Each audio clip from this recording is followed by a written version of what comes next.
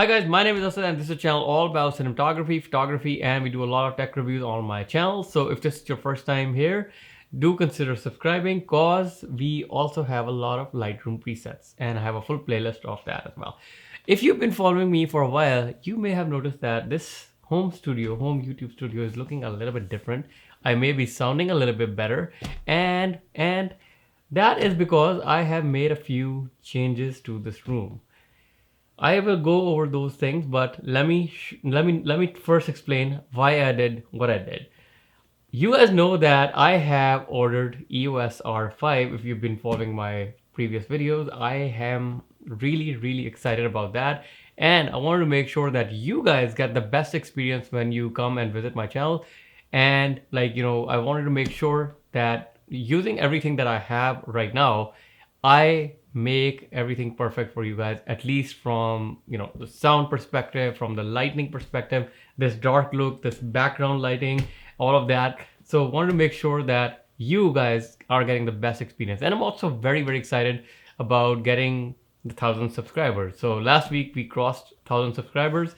So again, I cannot thank you guys enough for supporting me over the last 6 months. It's been almost like 6-7 months journey that I started this channel, and thanks to you guys that I have reached this milestone. So the very first thing that I changed the positioning of my key light. I always had a Godox SL60W light, but it was always positioned at a top angle, looking toward, or putting the light down towards this way. But I changed the angle to 45 degrees. This is my key light now. It's at a 45 degrees here. It's lighting my face, and you can see it's like a very diffuse kind of look because I'm using a softbox, and that is cutting off some light and giving me that soft kind of look.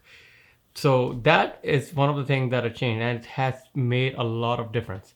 Second thing that I changed is the sound, right? So I am gonna install the sound panels which are ordered. I haven't got those yet, but for now what I'm doing is, like, behind my camera I have a big kind of curtain kind of thing which is absorbing all the extra sound and reverb that you can have from this room. And third thing that I did, I changed the positioning of my mic. Since I'm recording this way, my mic used to be on top of my camera, not anymore though, because I bought this stand. I'll show you right now. As you can see, I bought this stand, and like this mic is now coming from the top down angle. It's pretty much like this way. I'll show you, and as you can see, like, by just doing those few adjustments, I have changed the whole look of this room, and the set is completely looking different.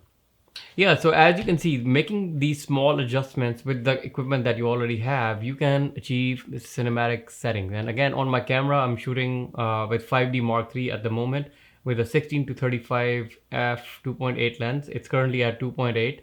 My shutter speed is around 1/50th of a second, and it's shooting at 1080p, 24 frames per second. And I'm gonna upscale it to 4K and without any loss of quality, because this is the best thing about these full frame cameras, even 5D Mark III, that the sensor size is big, and it has a very good performance in low light situations. And even if you upscale the footage to 2K, 3K, 4K, you don't lose much of a quality. So if you've been following my channel for a while or watched my videos from last 2 weeks, you may have noticed that I've mentioned several times that I ordered Canon EOS R5, anxiously waiting for that. And there were rumors around that it's going to be delayed or recall or stuff like that.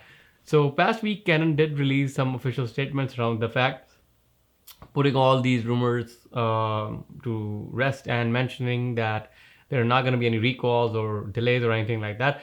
So actually waiting on that. And again, like, I've watched some videos on YouTube as well, some people who have been using it and not having any overheating issues.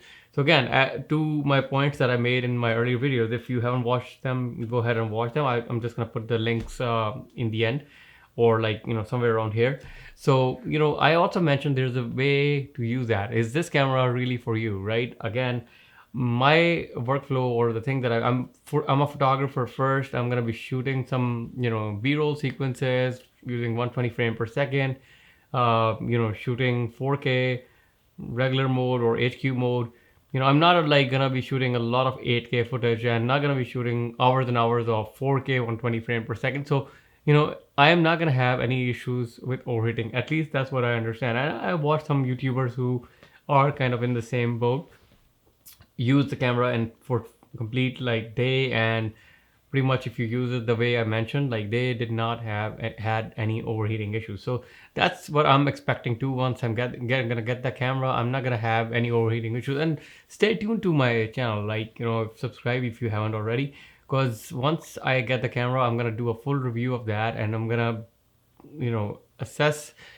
from, as I mentioned, like the way I shoot every day, from photography to shooting some video clips here and there, and then coming back to some of the YouTube and vlogging and stuff like that.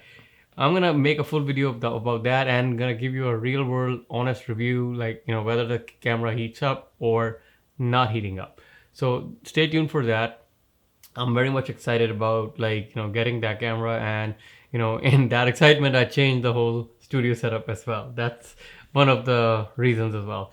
So let me know in the comments down below, what are your thoughts about how you like my setup, the things that I mentioned, and like if there are any further tips or like any things or any enhancements that I can further do in the studio to make it look even better. If you've learned anything of value from today's video, please give it a thumbs up, because that really helps the channel as I'm growing. And like also thank you guys for making me reach 1,000+ subscribers. I started like almost 7 months back, and it's a big achievement for me to reach to this number, and we are growing every day. So again, all the power to you guys. Thank you guys for supporting and helping me out with my YouTube journey.